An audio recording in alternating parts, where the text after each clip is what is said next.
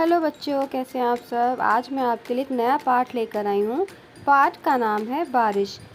पाठ पढ़ने से पहले आप मुझे बताइए किस किस को बारिश में नहाने और खेलने में मज़ा आता है।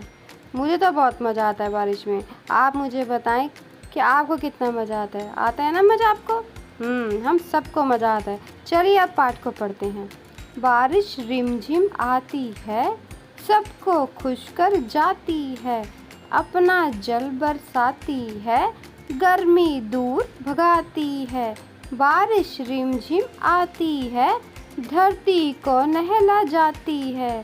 सूखे वन हरे हो जाते हैं, हरे भरे खेत लहराते हैं।